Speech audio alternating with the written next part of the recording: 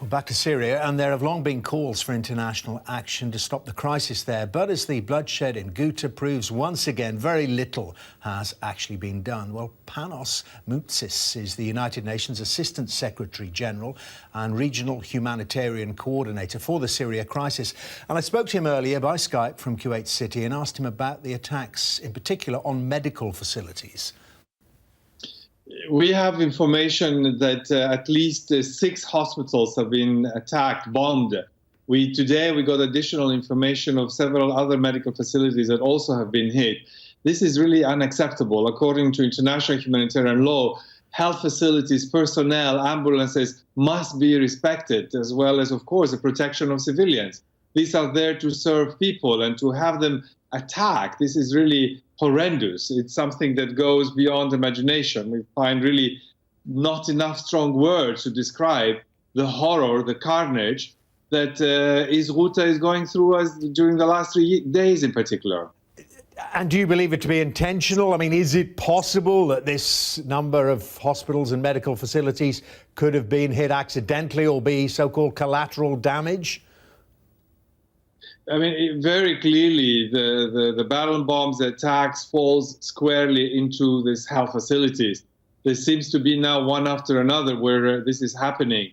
It's really, and also this is happening in an area where it is called or declared a de-escalation area, according to the Astana agreement. It has been anything but de-escalation, really. We have seen an escalation of the conflict in an area where 400,000 civilians, women, children, live, and their life has become hell on earth, with daily bombs during the last 3 days, just minutes apart, buildings collapsing. I mean, we've heard stories from families who went to pick up and help bring out the neighbors, only to find them dead. And this is an area where there is no water, no electricity. The food supplies are very low. We have barely got one convoy on the 14th of February. That was the first one since the end of November.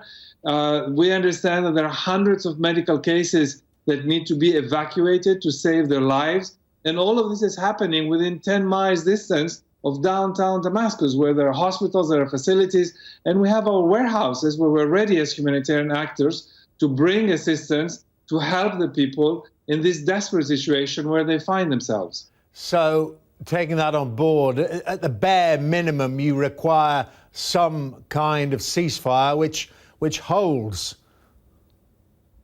We need, first of all, a permission to enter into the besieged area. We don't have that.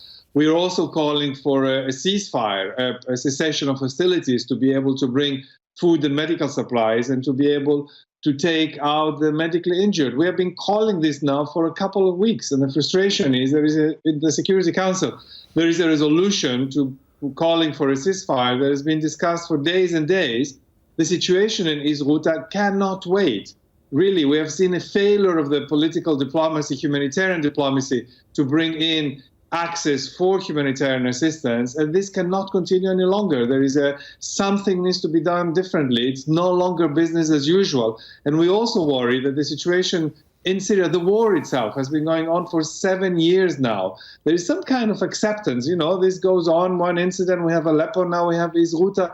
It cannot continue. A change needs to happen. Political leaders, this is the day that they need to pick up their phone and call and put pressure to capitals, to countries that can influence a change. The situation has spiraled completely out of control. But aren't there only, given what has happened in the past, aren't there only really 2 capitals that matter in terms of putting pressure on Assad, and they are Moscow and Tehran?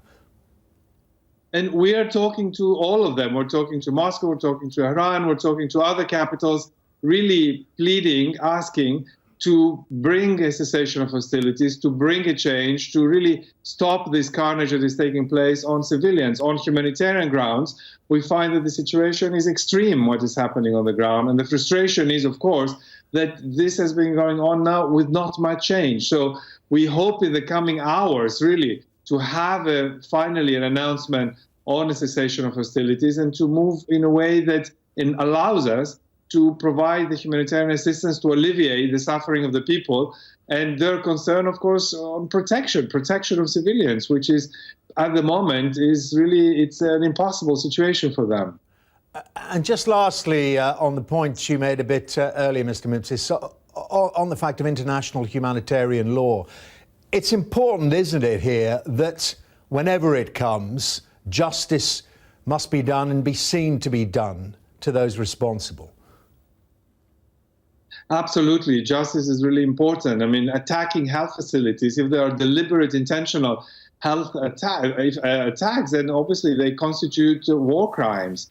So I think it's, our immediate and from a humanitarian point of view perspective, our objective is to be able to get access and to help people and alleviate the suffering and bring some sense of stability or peace in a situation that has gone completely out of hand. Panos Moumtzis, thank you very much.